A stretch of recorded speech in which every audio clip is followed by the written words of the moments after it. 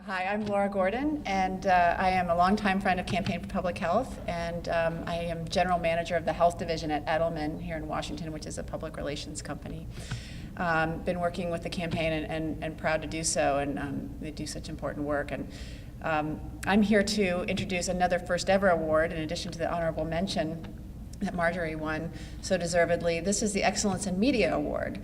And you might say, well, wait a minute, reporters aren't unsung heroes. They're famous, they're in print all the time, and So talk to a reporter and you'll find out just how hard it is to be one, especially today.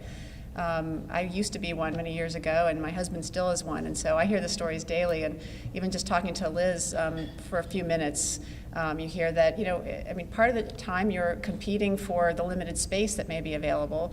The other part of the time, because your colleagues have left or been laid off, you're trying to cover just what's happening on a daily basis.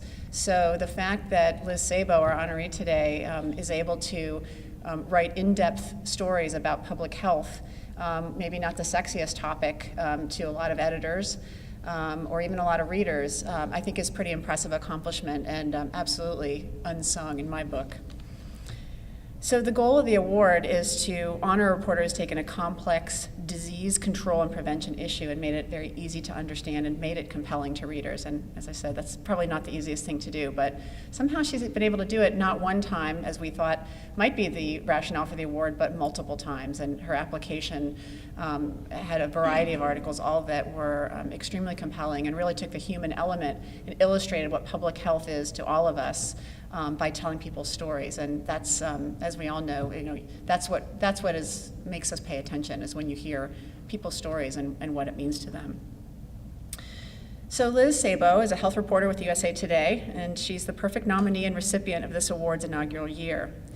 In a world where science-based reporting is getting harder to find, unfortunately, and online news seems less and less reliable. There's a lot of sources out there, some of them less so than others in the reliability category. Her reporting is a much-needed reprieve. She digs deeply into the public health issues she covers, educating the public about the facts, dispelling myths, a huge piece of what reporters do every day, and frankly, using the broad reach of USA Today and its affiliated news outlets to give us the information we need to live healthier, safer, and more prosperous lives, and to truly understand the importance of public health. We aren't the only ones supporting you and giving you this honor today. This is very of the moment, very modern. When the CPH Foundation tweeted that Liz was selected, ABC News' Richard Besser retweeted with his congratulations, which was then passed on by several other fans. So you are not only a traditional media reporter, but you are famous in the ether. Liz, we applaud your value reporting and congratulations on receiving this award. Well deserved.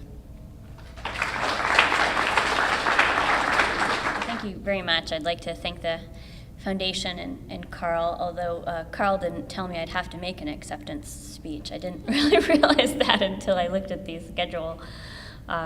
But I'd just really like to thank all of the wonderful public health professionals who help me do my job every day.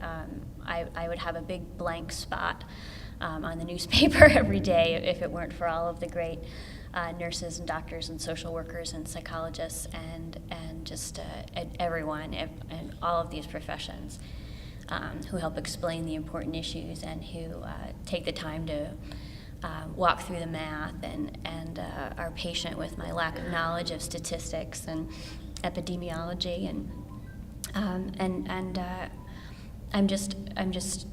I feel so privileged to have been able to spend the day, and in particular with two public health nurses that I wrote about for this application. Cheryl Spicer and Melissa Manning are in the Nurse Family Partnership in Carlisle, Pennsylvania, and they have an immense wealth of knowledge, and they have a wonderful one-on-one touch, and they should get honorary PhDs in psychology, I think, for the way that they work with women and use such wonderful positive reinforcement to try to shape these new moms who are so vulnerable, some of whom, the ones I met, do have mental health diagnoses already, and who are struggling single moms with financial issues and postpartum depression or bipolar, and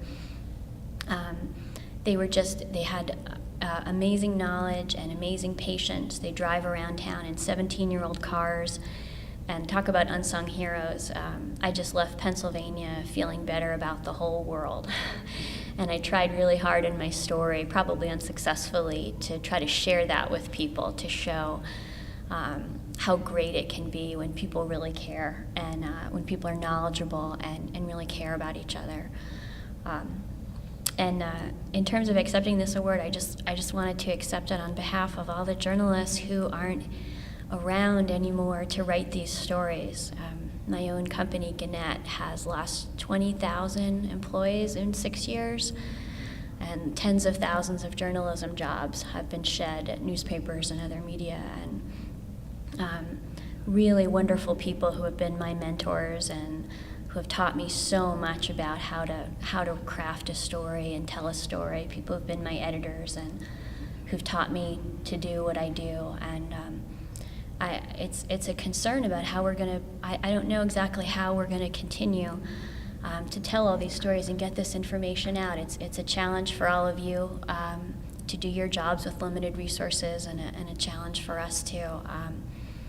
But I'll just, I'm really, really flattered that you would pick me, and I'll accept this award on behalf of all those other great reporters working out there. Thank you.